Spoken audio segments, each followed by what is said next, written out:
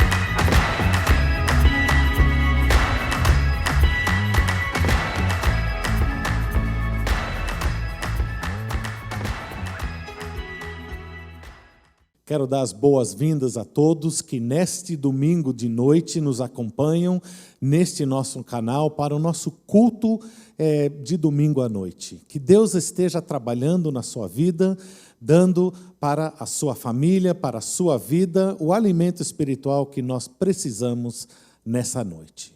Vamos começar o nosso culto cantando ao Senhor.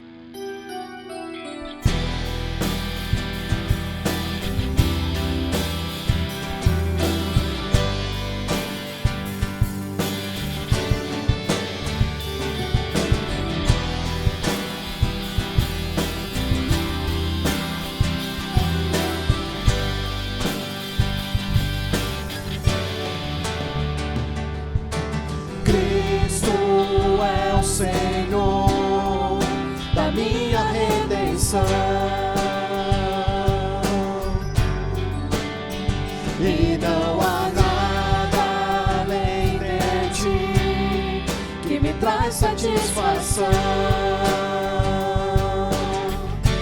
Na aprovação eu louvarei ao Deus de amor que me salvou.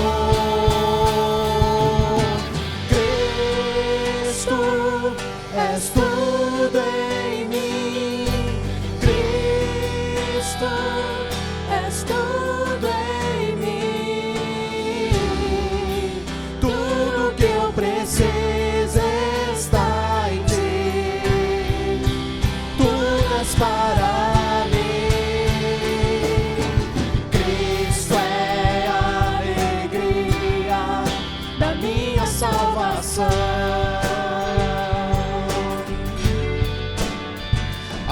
Esperança que transforma o céu em nosso lar.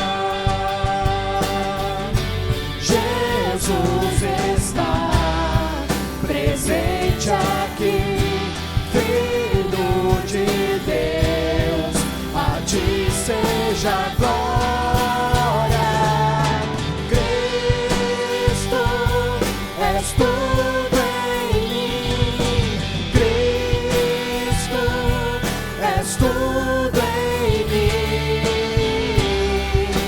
Tudo que eu preciso está em ti. Tudo és para mim.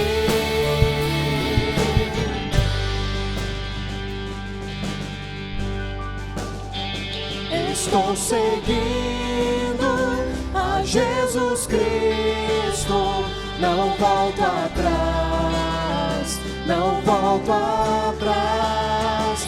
Estou seguindo a Jesus Cristo, não volto atrás, não volto atrás. Estou seguindo a Jesus Cristo, não volto atrás, não volto atrás.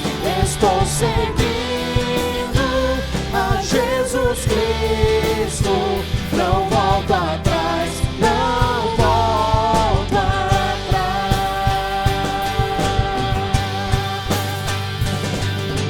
Cristo, és tudo em mim. Cristo, és tudo em mim. Tudo que eu preciso está em ti. Tudo és para mim.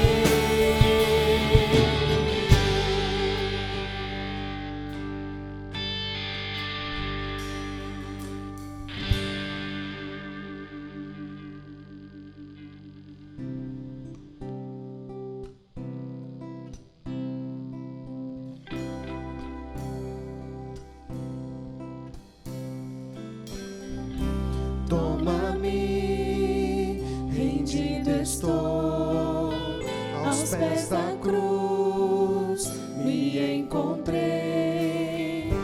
O que tenho te entrego, ó Deus.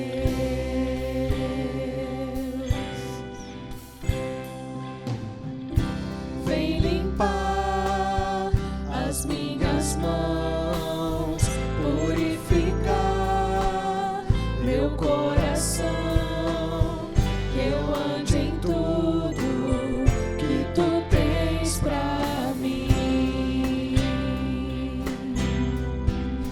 Oh,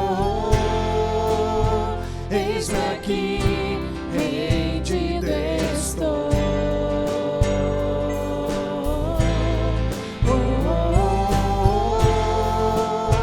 Eu sou teu e tu és meu, Jesus.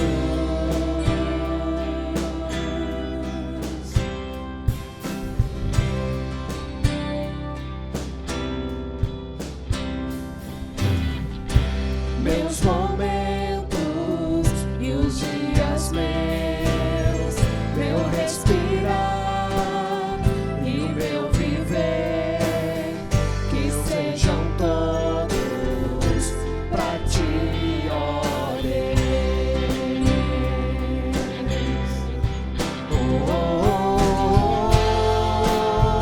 Eis-me aqui, rendido estou.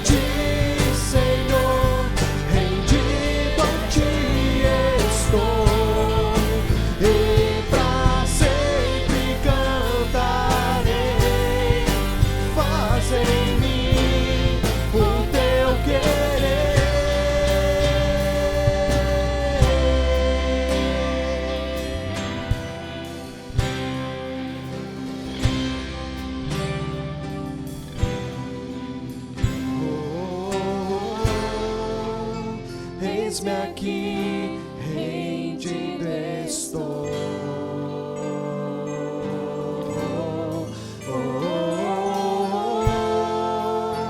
Eu sou teu e tu és meu, Jesus.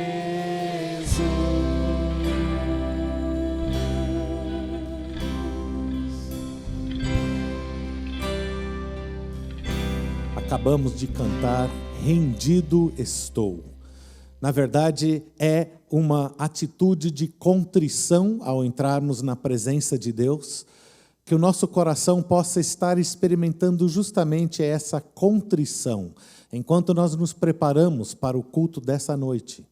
Use desse momento de oração. Eu vou fazer uma oração inicial. Ore também você na tua casa, no teu lar, no seu coração, apresentando a sua vida perante o trono de Deus, pedindo para que Ele fale bem perto ao seu coração nessa noite. Oremos juntos.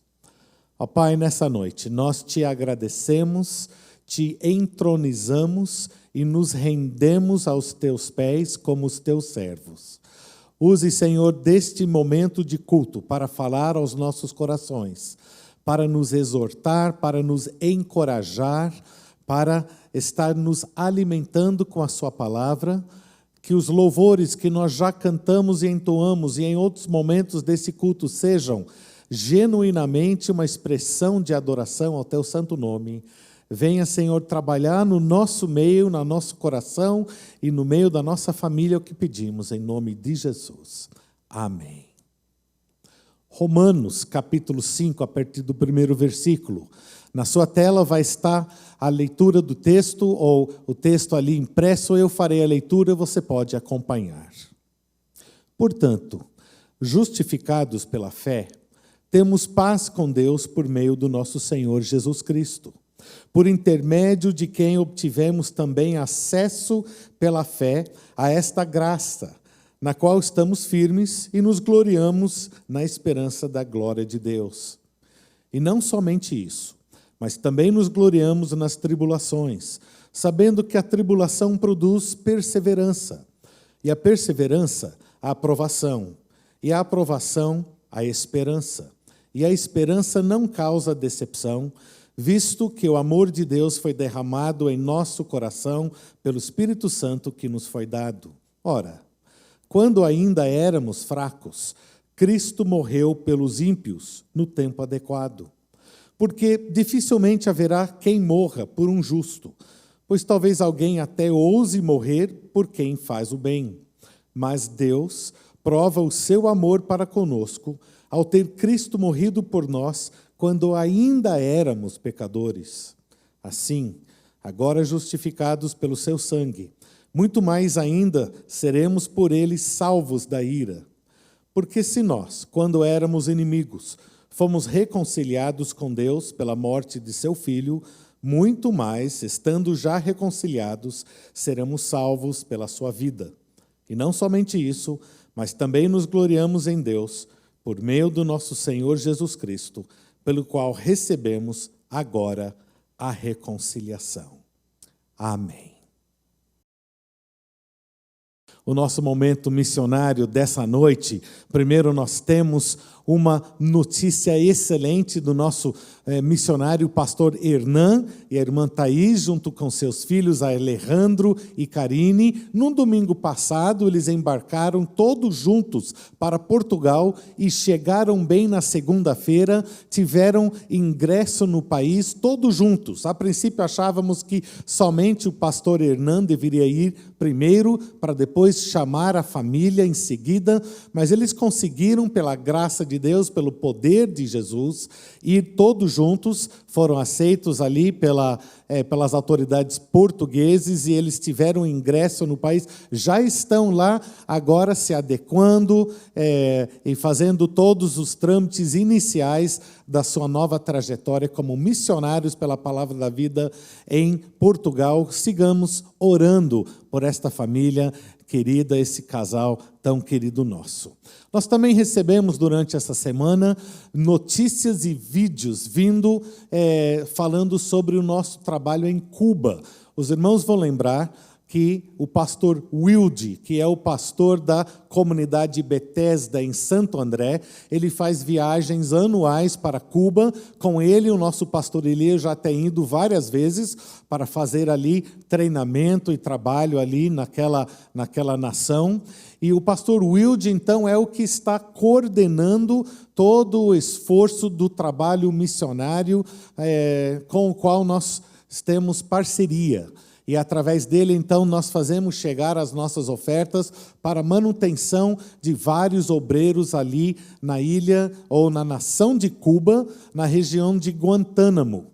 O pastor Wilde, ele fez um pequeno vídeo relatório falando um pouquinho sobre os desafios, o andamento do trabalho e, na sequência, um dos missionários, um dos pastores locais cubanos também, com uma palavra de gratidão. Não se preocupe, vem legendado o vídeo, você vai poder acompanhar e saber um pouco mais sobre as notícias atuais de Cuba. Vamos ver juntos esses dois vídeos.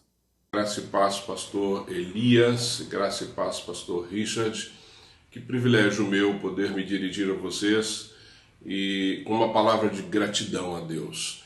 Que ano nós estamos vivendo? 2020, um ano que começou bastante complicado, que começou com muitas dúvidas de como nós iríamos terminá-lo. E estamos terminando 2020 no que diz respeito a missões aqui na nossa igreja, na parceria com vocês, muito melhor do que nós imaginamos. É assim que Deus faz, Ele nos surpreende o tempo todo. Por isso eu sou grato a você, à igreja, a cada membro desta igreja, pela confiança, pelo investimento no sustento de pastores ali em Cuba. Eu vou ler 4 nomes para você, talvez para trazer à tua memória, para que você possa pensar nisso. Pastor Osiel Matos, missionário Inês Ramírez, pastor Midiel Pileta e pastor Iriel Matos. Esses 4 homens que têm trabalhado incansavelmente ali em Cuba, junto com as suas famílias, foram sustentados pela tua oferta, pela tua generosidade, pela tua contribuição. Por isso, o meu agradecimento a Deus. Cuba viveu nesse ano de 2020 uma situação muito mais complicada do que a nossa. Para você ter uma ideia, nós temos hoje 3 moedas correntes em Cuba. O cupi, que é a moeda usada pelos cubanos, pela grande maioria dos cubanos. O cuqui, que é uma moeda que nós, estrangeiros, usamos no país, que ele tem aí hoje em torno de, vale 1,25, 1,30 do dólar, e hoje tem um novo momento que eles estão, o MLC, que é a moeda livremente convertida, é onde você pode usar dólar americano, canadense ou euro em algumas lojas que eles disponibilizam isso nas grandes cidades cubanas. É uma loucura o que eles estão vivendo, uma carência de alimento, uma carência de medicamentos e assim por diante. Eles têm vivido uma situação bastante diferente da nossa, muito mais complicada que a nossa, mas essas famílias em específico tiveram uma vida um pouco melhor a partir do teu investimento, a partir da tua bondade. Por isso eu agradeço a Deus por tua vida, porque você ajudou a sustentar. Mandamos o equivalente a 1 ano de salário para esses 4 pastores e com certeza eles puderam ter um 2020 melhor, podendo trabalhar melhor, podendo investir o tempo no trabalho do ministério, na proclamação do Evangelho. Quero te desafiar a continuar nos ajudando, a continuar firme nisso, a continuar investindo.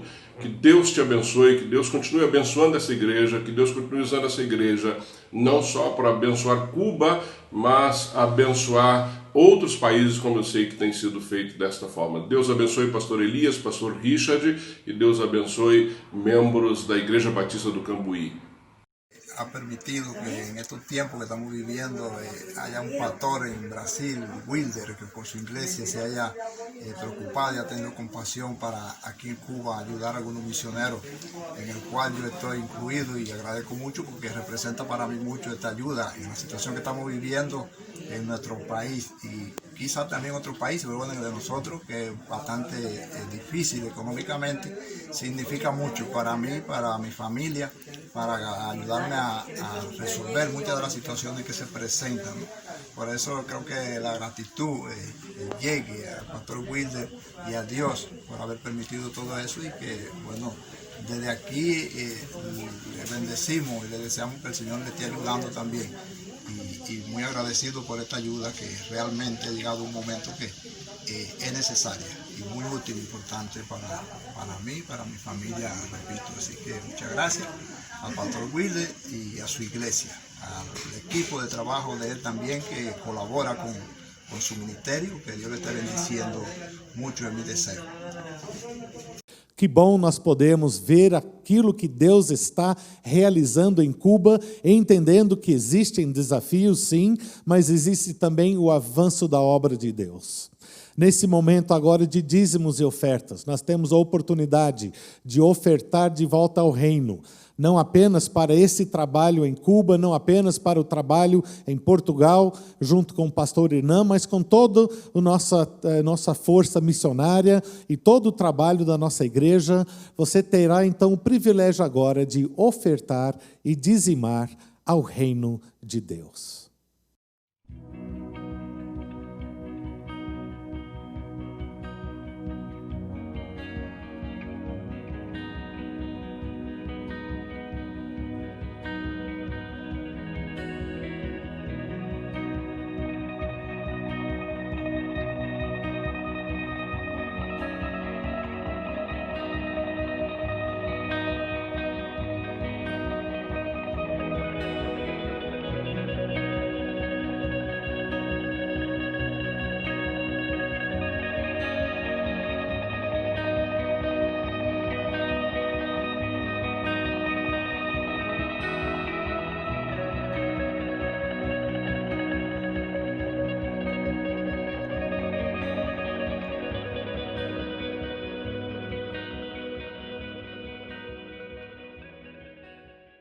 Curva a sua cabeça comigo e vamos agradecer os dízimos e as ofertas. Ó Pai, nós queremos agradecer o privilégio de ofertar ao Teu reino. Use, Senhor, esses recursos para o avanço do Teu reino, da Tua obra, em nossas vidas, através das nossas vidas, através dessa igreja e através da nossa força missionária espalhada mundo afora. Use, Senhor, isso para engrandecer o Teu nome, é o que pedimos, em nome de Jesus. Amém.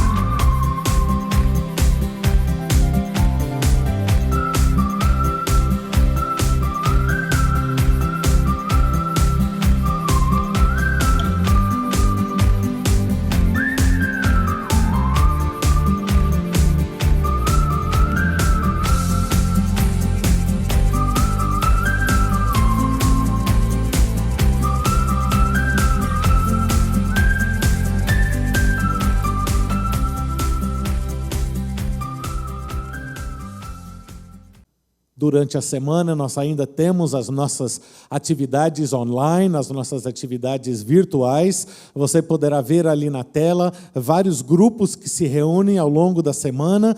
Se você está participando de uma delas, continue a participar. Você que ainda não participa, manda um recado para o número da igreja de WhatsApp para você poder ser incluído.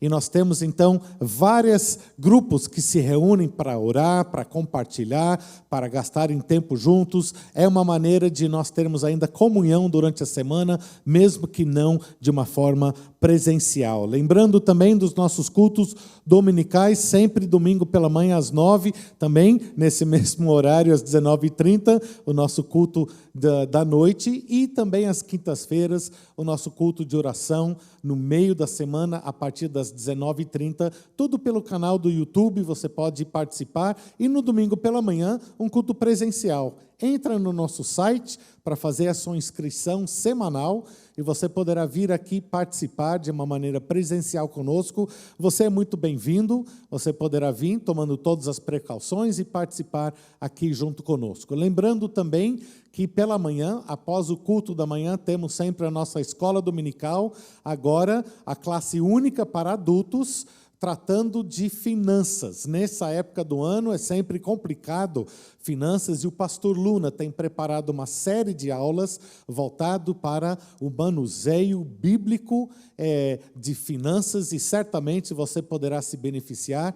Todo domingo, a partir das 10h30 da manhã, você terá nesse mesmo local, no YouTube, uma aula sobre finanças. Não deixe de participar. Edson Arantes do Nascimento, o Pelé, completou agora em outubro, dia 23, 80 anos de vida. Pelé, o maior jogador de futebol do século XX, conhecido como o rei do futebol, 21 anos de carreira, começou a jogar ainda em 1956, jogou até 1977, terminou a sua carreira no Cosmos de Nova York. A carreira dele iniciou com 15 anos de idade, jogou 4 Copas do Mundo, ganhou 3 Copas do Mundo, fez 1.283 gols, ainda hoje é o maior artilheiro do futebol. Mas há um dado interessante: embora ele seja conhecido como o maior artilheiro da história do futebol mundial, ele também é muito conhecido, muito lembrado, por um gol que não fez. Na verdade, mais de um gol que Pelé não fez. Mas são dois gols que ele não fez, que são assim considerados os mais relevantes, históricos, mais conhecidos. Primeiro foi em 1970, os dois foram na Copa de 70, no México, o primeiro num jogo com a Tchecoslováquia, no dia 3 de junho de 1970, já estavam ganhando de 4-1, mas um quase gol ficou muito famoso, além daqueles 4 gols feitos pelo Brasil. Pelé vê o goleiro da Tchecoslováquia adiantado e ele, então, do meio do campo, ele tenta encobrir o goleiro. Não encobriu, na verdade, a bola foi para fora, mas foi uma jogada de muita visão, ele lançando a bola, tentando encobrir o goleiro. Nessa mesma Copa, no outro jogo, agora já na semifinal, nas semifinais com o Uruguai, um outro lance genial de Pelé, e esse é o mais conhecido como o quase gol de Pelé. Pelé não fez. Mas esse aí, em vez de descrever, eu queria que você assistisse aí este pequeno vídeo. A partida está para terminar quando Pelé, com a sua genialidade, cria uma das jogadas mais marcantes de todas as Copas. Com uma espetacular ginga de corpo, Pelé deixa o goleiro uruguaio completamente atordoado. Essa jogada passa à história como o gol que não foi, mas que deveria ter sido. Esse aí é um quase gol de Pelé. Interessante, um artilheiro, o maior artilheiro da história do futebol mundial, lembrado por um quase gol. Nós chegamos agora ao último sermão da série, Ser Cristão. E eu quero hoje pensar sobre essa palavra, quase, e refletir sobre o que significa ser quase salvo, ou como não ser um quase salvo. Nós aqui, durante essas semanas, temos falado sobre ser cristão, sobre as marcas de um cristão. Quase salvo. O que é quase? Quase é por um pouco, por um fio, por um triz. E em muitas áreas da vida, o quase, na verdade, é a não realização. Situações na vida em que eu quase, mas não, realizei. O quase nesse caso, ou nesses casos, é igual a nada. Por exemplo, significa dizer assim, olha, ele quase passou no vestibular. Ele não passou. Significa dizer assim, ele quase foi contratado. Significa dizer assim, ele não foi contratado.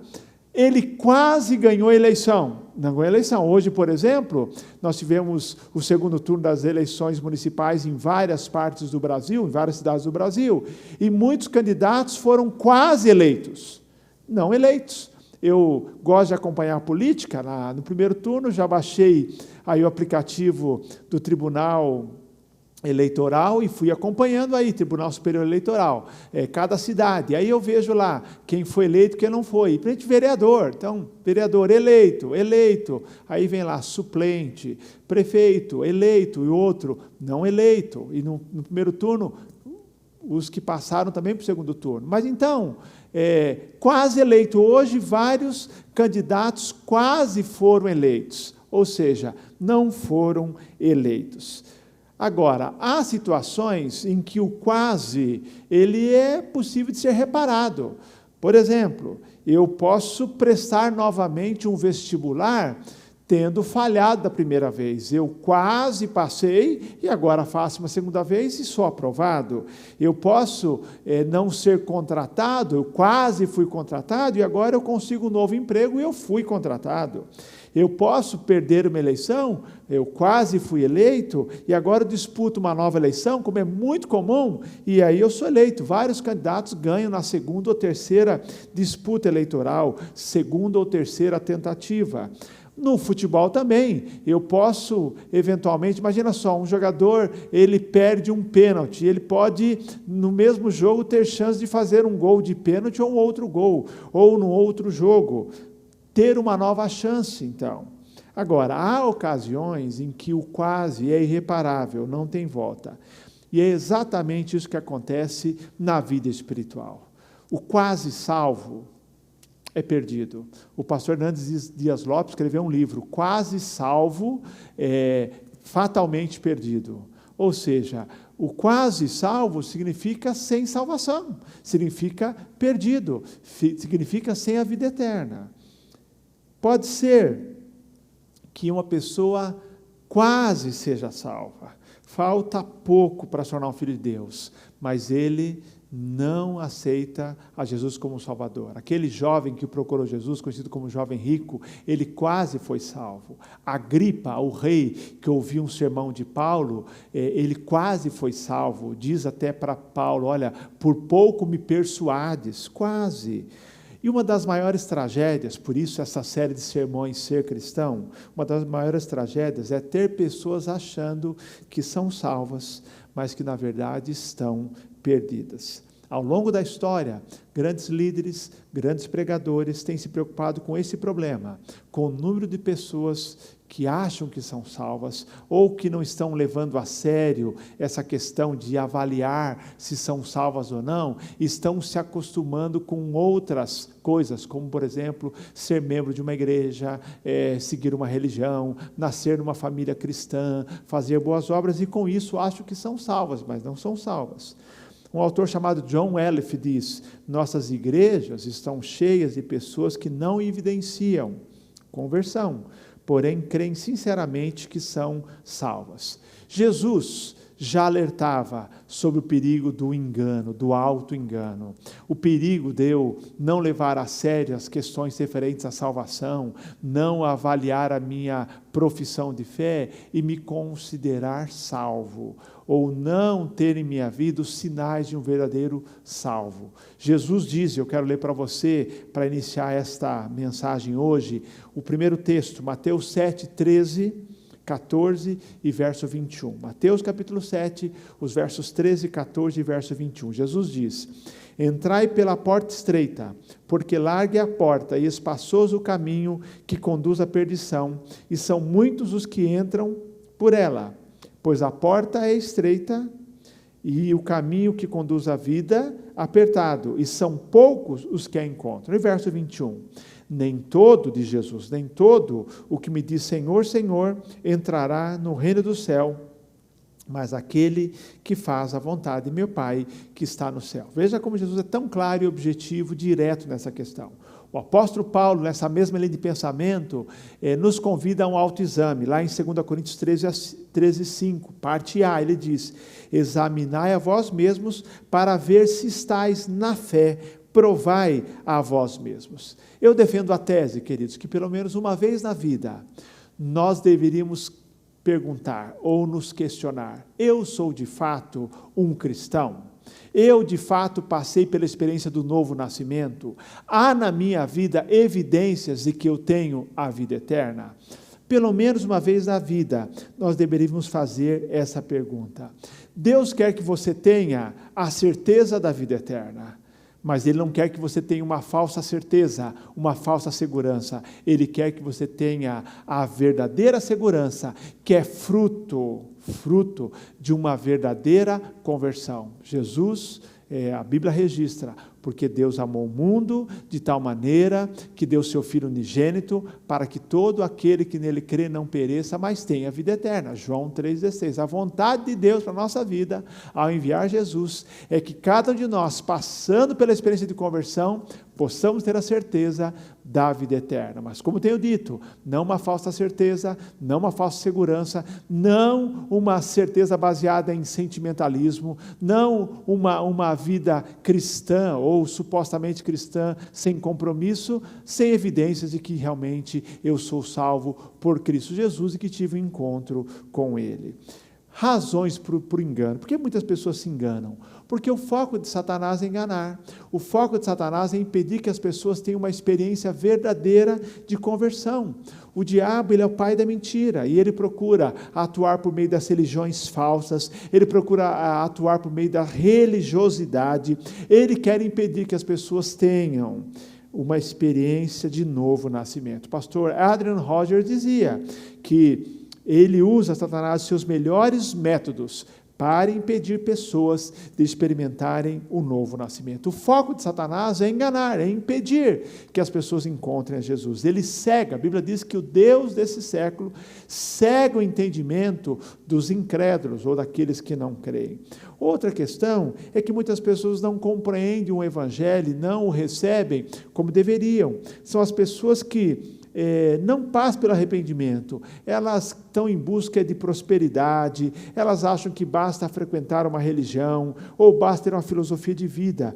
Há pessoas que acham que basta a moralidade ou boas obras, é um outro engano, mas nós sabemos que nada disso garante a salvação, porque a salvação não é algo que nós conquistamos, temos visto aqui, salvação não é merecimento, salvação não é um prêmio concedido por Deus a você por causa do seu comportamento, salvação é graça de Deus, porque pela graça sois salvos por meio da fé, e isso não vem de vós, é dom de Deus, não vem das obras para que ninguém se glorie. Efésios 2, 8 e 9, o apóstolo Paulo diz, a salvação é pela graça por meio da fé, não por meio de obras. Então esta é a realidade, queridos. Portanto, a salvação é algo que vem de Deus, é um presente de Deus. Paulo nos convida a um autoexame. Ele diz, examinai a vós mesmos, faça uma avaliação, se vocês realmente estão na fé, se vocês são salvos. Eu não estou perguntando se você é cristão, no sentido de frequentar uma igreja, nem se você é religioso, nem se você é batista, ou se você é protestante, não. São coisas importantes, mas eu estou perguntando aqui se de fato há indicadores na sua vida dessa experiência de conversão. Durante as últimas 3 semanas, baseado em 1 João, nós vimos os 3 indicadores, 3 testes, 3 provas de uma fé verdadeira. Não são os únicos, mas são, assim, essenciais para nós e são um bom alicerce para avaliar a nossa fé. Vimos aqui o teste social, o teste moral e o teste doutrinário, ou em outras palavras, em primeiro lugar, o teste da obediência. Se eu não vivo habitualmente no pecado, mas obedeço a Deus e os seus mandamentos. O teste social ou o teste do amor. Se eu de fato amo o meu próximo. O amor é a marca verdadeira de um verdadeiro cristão. E o teste da fé. Se eu estou firme na verdade revelada nas Escrituras. Então vimos esses 3 testes. Esse gabarito é a obediência, o amor e a verdade. São essenciais. Primeiro, tem que perguntar, eu não estou vivendo habitualmente no pecado? Já me arrependi dos meus pecados e vivo uma vida santa? Eu vivo obediência aos mandamentos do Senhor? Eu vivo uma vida de amor para com meus irmãos e para com as pessoas em geral? Eu vivo apegado à verdade revelada das Escrituras, verdade sobre Deus, sobre Jesus, o Espírito Santo, o céu, o inferno, a vida cristã, a volta de Cristo? Eu creio nessas verdades, estou firme nela. Isso é importante. Mas hoje eu quero prosseguir nesse encerramento. Hoje é o último sermão da série Ser Cristão. Eu quero falar um pouquinho sobre obtendo a certeza, evitando o engano. Então, quase salvo, obtendo a certeza, evitando o engano. E falar sobre alguns indicadores bem essenciais da nossa salvação. O meu convite é que você faça hoje aquilo que Paulo nos convida a fazer, um autoexame. Vamos examinar se de fato há evidências na minha vida e na sua vida de que nós tivemos um encontro com Jesus e estamos sendo transformados por Ele. Pelo menos uma vez na vida. Eu já fiz isso, eu quero convidar você a fazer. A avaliar se de fato você é um cristão. Não importa se você nasceu num lar cristão, não importa se você já é cristão de 2ª, 3ª ou 4ª geração, ou talvez você chegou na igreja há alguns anos, você não tinha aí um passado ligado ao cristianismo, não importa. É um teste, é uma avaliação, é um exame para todos nós. E eu quero falar então sobre indicadores essenciais da salvação. Quase salvo, obter a certeza, evitando o engano. Primeiro sinal ou indicador essencial da salvação. Pessoas salvas tiveram convicção do pecado e confiaram em Cristo para a salvação.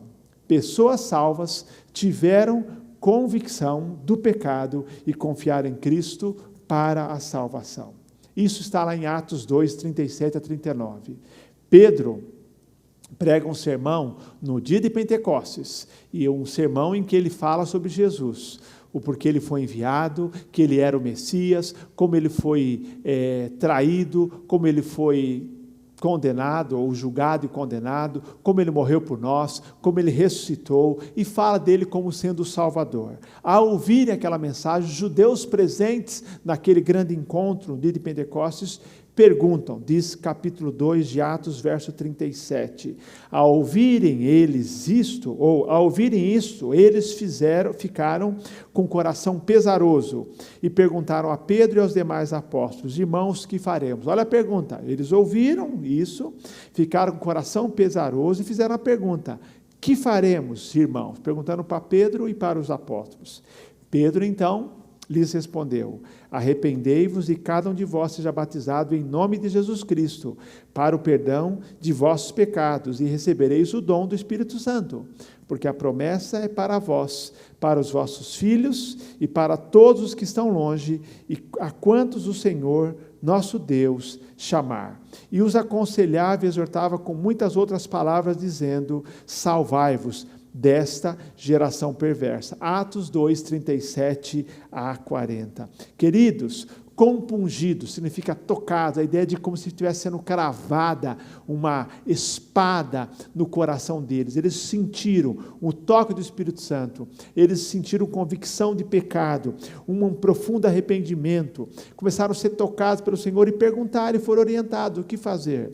Reconheceram a necessidade de perdão, do novo nascimento, receberam a Jesus como Senhor e Salvador de suas vidas. Diz o texto que eles foram batizados naquele mesmo dia, diz o versículo 41, desse modo os que acolheram a sua palavra, a palavra que Pedro compartilhou, foram batizados, naquele dia juntaram-se a ele quase 3.000 pessoas. Então, 3.000 pessoas que foram tocadas pelo Senhor, reconheceram a necessidade de arrependimento, conforme Pedro estava anunciando, de começar uma nova vida, pediram perdão, foram convencidos, receberam Jesus como Salvador, receberam e se dispuseram, se colocaram à disposição para o batismo, se submeteram ao batismo como prova de obediência a Jesus Cristo. Receberam Jesus não como um solucionador dos seus problemas, mas como Salvador. Queridos, pessoas salvas são aquelas que tiveram convicção do pecado e confiaram em Cristo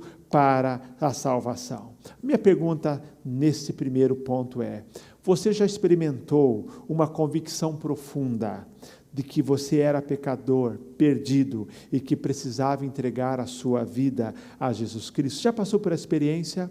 Uma experiência que você pode até estabelecer e lembrar no tempo e no espaço, quando você foi tocado por Deus, teve convicção que era pecador, que estava perdido e que precisava entregar sua vida a Jesus, e você entregou sua vida a Jesus. Esse é o primeiro indicador essencial. Segundo indicador essencial: pessoas salvas são capazes de descrever um antes e um depois da sua experiência de conversão. Pessoas salvas são capazes de descrever um antes e um depois da sua experiência de conversão. João 3,3, Jesus na conversa com Nicodemos, já falamos disso aqui num dos sermões dessa série, falou para Nicodemos, aquele doutor da lei, aquele mestre, ele diz: em verdade te digo, que ninguém pode ver o reino de Deus se não nascer de novo. Jesus falando isso para Nicodemos em João 3, verso 3. E a expressão que Jesus usa para conversão é novo nascimento, é nascer de novo, para falar de transformação. Nova criatura é um outro termo utilizado. Pessoas salvas são capazes de descrever um antes e um depois da sua conversão. Pessoas salvas têm as coisas velhas que já passaram e têm a vida nova. Como diz o apóstolo Paulo, 2 Coríntios 5,17. Portanto, se alguém está em Cristo, é nova criação, as coisas velhas já passaram e surgiram coisas novas. Ou seja, velhos hábitos, pecados foram abandonados e há mudanças observáveis em sua vida. Portanto, lembre-se disso, pessoas salvas têm um antes e um depois, são capazes de descrever um antes e depois da sua experiência de conversão. Como alguém pode alegar ser convertido, uma nova criatura, se a sua vida não mudou, não tem mudado, se não tem mudanças observáveis em sua vida? Em Mateus capítulo 7, no texto que li, nos versículos anteriores, Jesus diz assim: pelos frutos os conhecereis. Portanto, alguém que passou pela experiência de conversão, de salvação, é capaz de dizer como era a sua vida antes de Cristo, o que mudou e como é a sua vida agora com Cristo. Logicamente, transformação não significa perfeição, mas significa mudança paulatina que Deus vai fazendo em nossa vida. Algumas mudanças iniciais que são radicais e as outras que são progressivas em nossa vida. Transformação não é perfeição. Como disse muito bem John Newton, aquele mercador de escravos inglês que se tornou depois um cristão. Ele diz: eu não sou o que eu devia ser. Eu não sou o que eu quero ser, eu não sou o que eu espero ser, contudo, eu não sou o que eu costumava ser, e pela graça de Deus, eu sou o que sou. Isso é vida cristã, isso é transformação. Então, eu não sou ainda o que devia ser, eu não sou ainda o que eu quero ser, eu não sou ainda o que eu espero ser, mas eu já não sou o que eu costumava ser, e pela graça de Deus, eu sou o que sou. Isso é alguém transformado. Pergunta para nosso exame agora. Você pode citar 2 ou 3 mudanças que ocorreram em sua vida? Você pode citar 2 ou 3 mudanças, quem você era e quem você é. E você pode também citar algumas mudanças que têm ocorrido em sua vida, na sua experiência recente. Pessoas salvas realmente têm uma vida antes e depois de Cristo e pode descrever isso.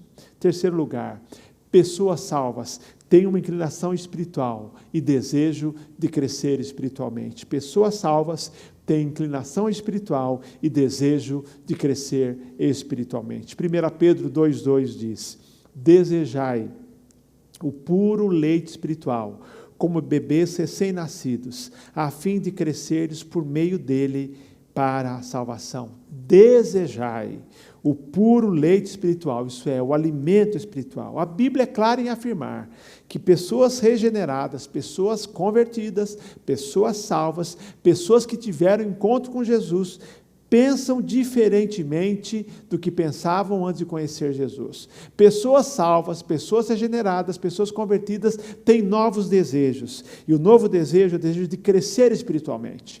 O apóstolo Paulo, quando se converteu, diz lá em Filipenses capítulo 3, ele fala assim: e tudo que eu considerava de valor, eu considero como perda, o meu conhecimento intelectual, o meu conhecimento religioso, porque eu quero conhecer a Cristo.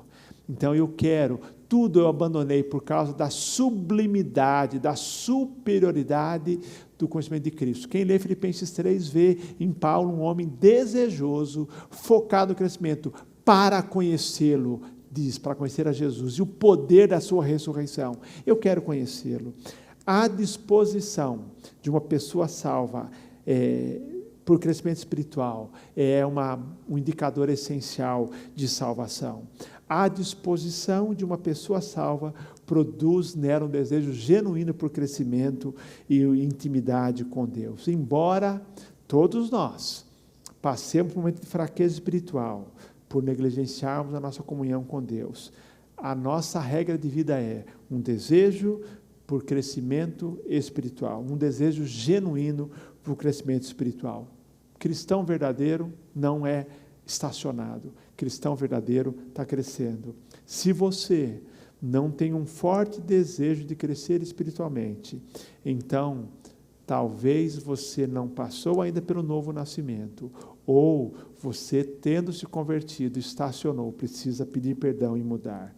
Há muita gente nas igrejas que, tendo dito que nasceram de novo, não desejam crescer ou não estão focadas e não estão comprometidas com o crescimento. O apóstolo Pedro diz: ao invés de sermos levados por enganos de falsos mestres, ele diz: antes crescei na graça e no conhecimento de nosso Senhor e Salvador, Jesus Cristo.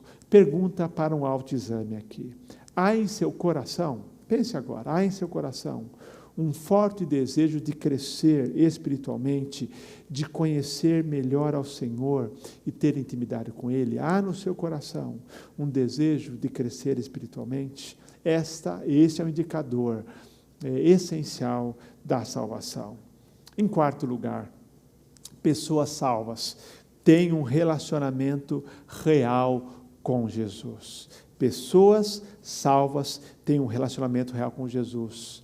E não apenas conhecimento doutrinário. Jesus diz em João capítulo 10, eu sou o bom pastor, verso 14, eu sou o bom pastor, conheço as minhas ovelhas e elas me conhecem. Estas ouvem a minha voz, eu as conheço e elas me seguem. Olha, eu sou o bom pastor, conheço as minhas ovelhas e elas me conhecem. Verso 27, estas ouvem a minha voz, eu as conheço e elas me seguem.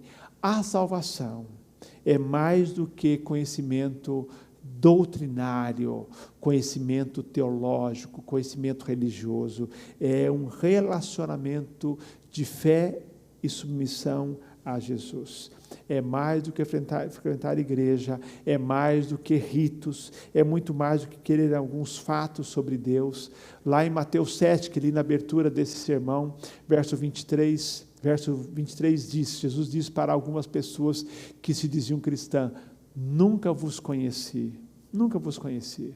No verso 21, Jesus disse: nem todo que me diz Senhor, Senhor, entrará no meu reino, mas aquele que faz a vontade do meu Pai. Queridos, é isso que acontece, a porta é estreita, o caminho é apertado. A vida eterna é conhecer a Jesus. Então, queridos, uma das marcas é que pessoas salvas têm um relacionamento com Jesus. O verbo conhecer significa relacionamento. João 17,3, Jesus diz: e a vida eterna é esta, que conheço a Ti, o único Deus verdadeiro, a Jesus Cristo que enviaste. Relacionamento. Quando Jesus fala de pastor e ovelha, é relacionamento. O pastor que conhece a ovelha que conhece o pastor, a ovelha que segue o pastor, que ouve a voz do pastor, ouve a minha voz, diz o verso 27 do capítulo 10 de João. Em outras palavras, pessoas salvas sentem a presença real de Deus em sua vida. Estão ouvindo a voz de Deus, estão em compasso com a vontade de Deus, eles estão seguindo a voz do Senhor a cada dia por meio da oração e leitura da palavra. Pergunta de verificação: você vive em comunhão com Deus e relaciona-se com Ele diariamente, ouvindo sua voz e obedecendo a sua palavra? Oração, leitura da Bíblia, você vive? Essa é a pergunta para verificação, pergunta para autoexame. Você vive em comunhão com Deus? Você tem durante o dia essa sensação de que você está vivendo na presença de Deus? Você vive em comunhão com Deus? A presença de Deus é uma realidade na sua vida e você está o tempo todo ouvindo a voz de Deus e obedecendo a sua palavra? Quando eu digo ouvindo a voz de Deus, não é ouvindo necessariamente audivelmente, mas sentindo a direção de Deus na sua vida. E quando Ele fala com você, você obedece, ou você tem vivido a sua vida por conta própria? Essa é a pergunta de exame. Por fim, queridos, mas não menos importante, pessoas salvas têm uma convicção interior de que são filhos de Deus, filhos e filhas de Deus. Uma convicção que é dada pelo Espírito Santo. O próprio Espírito, diz Romanos 8,16, o próprio Espírito dá testemunho ao nosso espírito de que somos filhos de Deus. Pessoas salvas têm uma certeza interior, sobrenatural, de que são filhos de Deus. Pela presença e pela promessa de Deus, eles, esses filhos e filhas de Deus, lá no fundo do coração, têm convicção que são filhos e filhas amadas de Deus. O apóstolo Paulo diz, verso 15 de Romanos, capítulo 8, porque não recebestes um espírito de escravidão para vos reconduzir ao temor, mas o espírito de adoção, pelo qual clamamos, Abba, Pai. Queridos, Deus coloca em nós um espírito não de temor, mas de adoção, e nós chamamos a Deus de Pai. E vemos isso, e temos isso por meio da obra do Espírito Santo, porque quando eu aceito Jesus como meu Salvador, o Espírito Santo passa a habitar na minha vida, eu agora sou salvo, e eu sou selado com o seu Espírito, e o Espírito Santo dá testemunho com o meu Espírito, que eu sou filho de Deus. E aí, esse Espírito que me guia, que me convence do pecado, que vai produzir em minha vida o seu fruto, chamado fruto do Espírito, me ajudando na oração. A minha pergunta de autoexame para você é: você tem uma convicção interior de que você é filho de Deus? Você mesmo, quando peca, ao invés de dizer assim, eu não sou um cristão, você sente o peso do pecado e sabe que como filho você precisa confessar, mas você não sente assim, olha, eu não sou salvo. Não, você tem essa convicção interior, o Espírito Santo tem confirmado no seu coração de que você é um filho de Deus. Ser cristão, nesta série, nós caminhamos com você mostrando como é que eu me torno um cristão. E nas últimas semanas, as últimas 4 semanas, eu falei sobre essas marcas, esses testes que identificam o que é ser um cristão. Hoje, quase salvo. E aí falando sobre a gente abandonando a falsa certeza e se apegando à verdadeira certeza. Então, os indicadores essenciais da salvação que vimos hoje. Deus deseja que eu e você tenhamos esses indicadores em nossa vida. Jesus veio para nos dar a certeza da vida eterna. Ele quer que nós tenhamos essa certeza. O apóstolo João escreveu a sua primeira carta dizendo: essas coisas vos escrevo a vós que credes no nome do Filho de Deus, para que saibais que tem a vida eterna. Se você analisou esses indicadores e você tem cada um deles, você pode ter certeza de que você é um filho de Deus e você tem a vida eterna.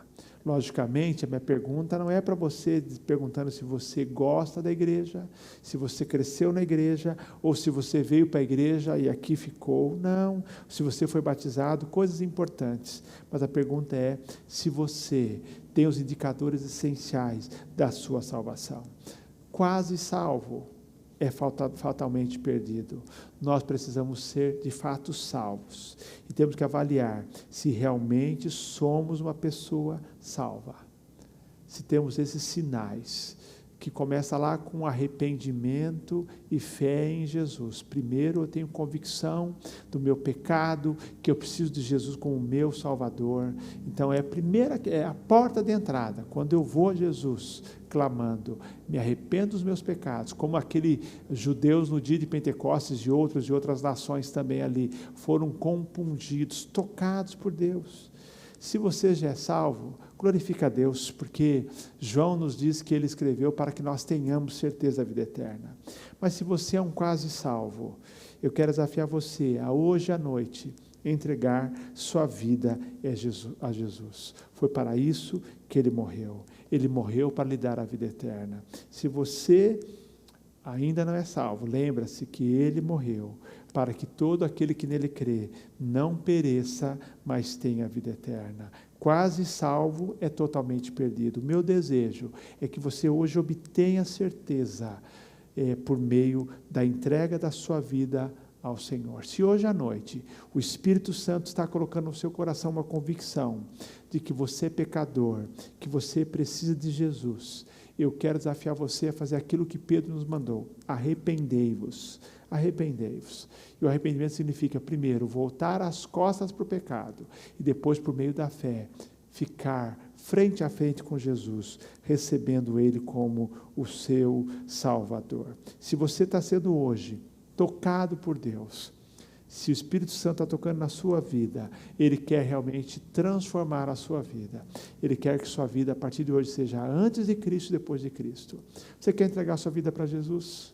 Quer entregar sua vida para Jesus hoje? Onde você está me ouvindo e assistindo, eu queria convidar você a fazer essa oração. Se o Espírito Santo tocou na sua vida, como Ele tem tocado na vida de tantas pessoas, como tocou na minha vida muitos anos atrás, eu quero convidar você a entregar a sua vida a Jesus. Quero orar com você. Eu queria orar, e você pode aí, onde você está, na sua mente, a meia voz, repetir essas palavras, convidando Jesus para ser o teu Salvador. Quero orar então. Deus de amor, eu reconheço que Jesus é o Salvador. Eu reconheço que eu sou um pecador e que eu preciso da salvação por meio de Jesus.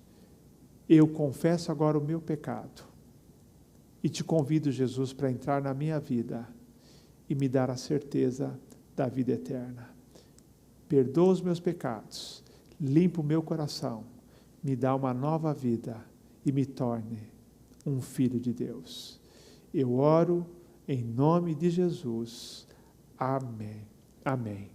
Se você fez essa oração, eu posso lhe garantir pela palavra de Deus que você agora tem a vida eterna. A Bíblia diz: Jesus veio para que todo aquele que nele crê não pereça, mas tenha a vida eterna. Bem-vindo à família de Deus. Se você hoje à noite entregou sua vida a Jesus, ou a qualquer tempo que você esteja assistindo essa mensagem aí no nosso canal, não importa, eu quero oferecer a você um presente para te ajudar a crescer na fé. É o Novo Testamento Esperança. Temos enviado já nesse último mês de novembro, mês de outubro, para várias pessoas que, tendo tomado uma decisão, nos solicitaram.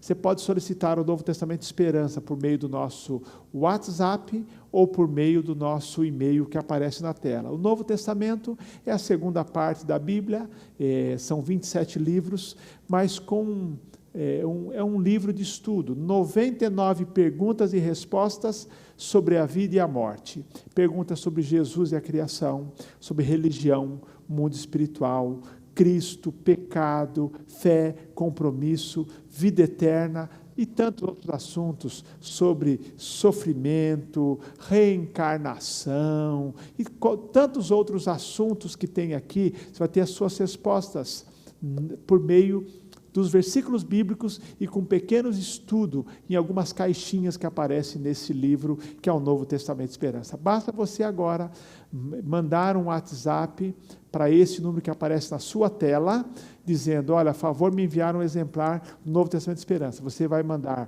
com o seu nome, o seu endereço, o CEP, e nós vamos enviar gratuitamente pelo correio, ou para o nosso e-mail ibc, que aparece aí, @ibcambuí.org.br, e também o seu nome, o seu endereço, o CEP, a cidade, todos os dados. Nós vamos usar esses dados apenas para enviar este Novo Testamento para o seu endereço.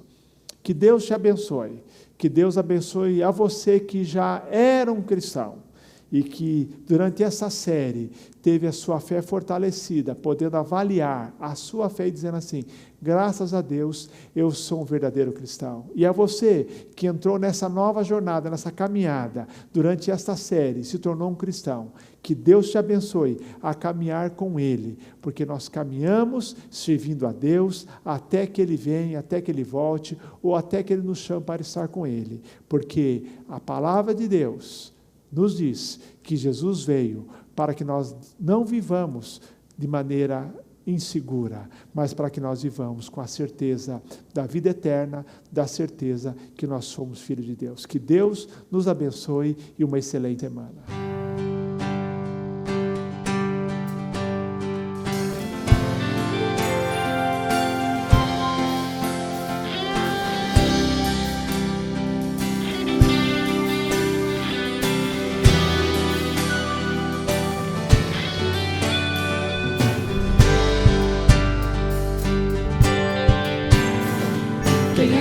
Como nosso Deus, poderoso e grande El Shaddai, o Deus do impossível, ainda que invisível, posso ver o seu agir, Criador dos céus, da terra e mar, se importa em me ajudar.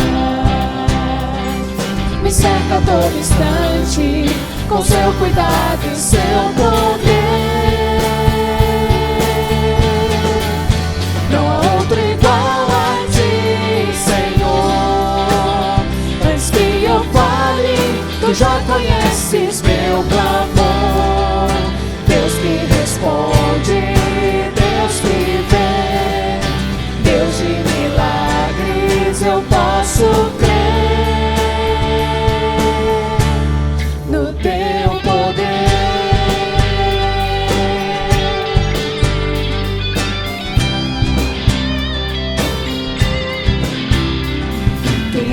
Como nosso Deus, poderoso e grande El Shaddai,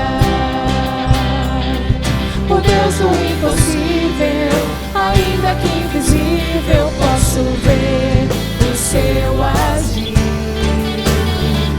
Criador dos céus, da terra e mar, se importa em me ajudar. Me cerca a todo instante com seu cuidado e seu poder. Não há outro igual a ti, Senhor. Antes que eu fale, tu já conheces meu clamor. Deus que responde, Deus que vê, Deus de milagres, eu posso crer. Outro igual a ti, Senhor.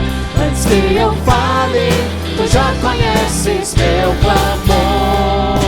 Deus que responde, Deus que vê, Deus de milagres, eu posso crer no teu poder.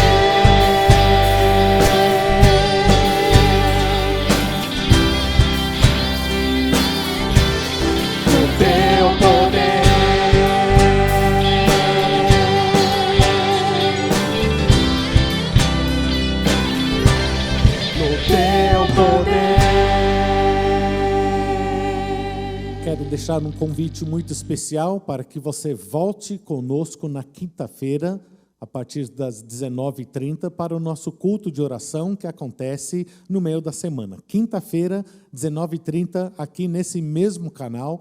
É uma oportunidade de você estar conosco para orar juntos, para louvar e para ouvir um novo estudo. O pastor Elias tem dado um estudo sobre o fruto do Espírito. E nesta quinta-feira ele irá abordar o fruto da longanimidade. E você pode estar então junto conosco para participar daquele culto. Não perca. Traga outro junto contigo, divulga nas suas redes sociais para que venham participar quinta-feira às 19h30. Queremos desejar a todos uma ótima semana e vamos terminar este momento juntos cantando novamente louvores ao nosso Deus.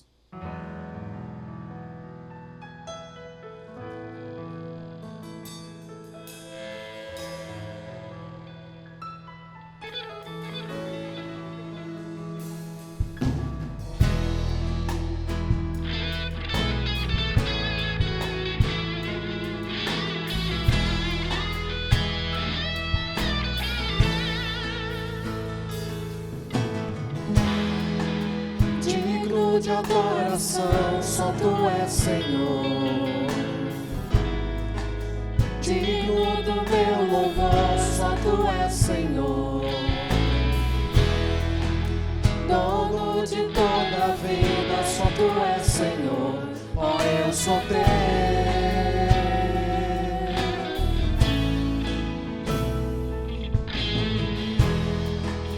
Nome que é sobre todos é o Teu Jesus. Fonte da salvação, só Tu és Jesus. Dono de toda a vida, só Tu és Senhor. Ó, eu sou Teu, ó, eu sou Teu. Santo, és incomparável, és inigualável. Abre os meus olhos, Senhor, mostra quem Tu és e enche o meu coração com amor que faz mudar o mundo.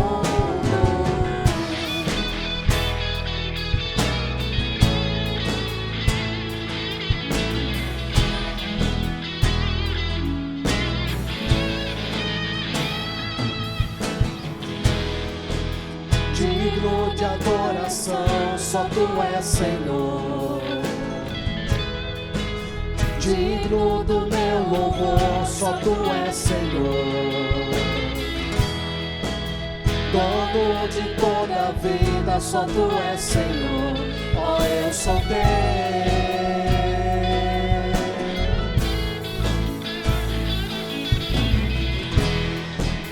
Nome que é sobre todos é o Teu Jesus.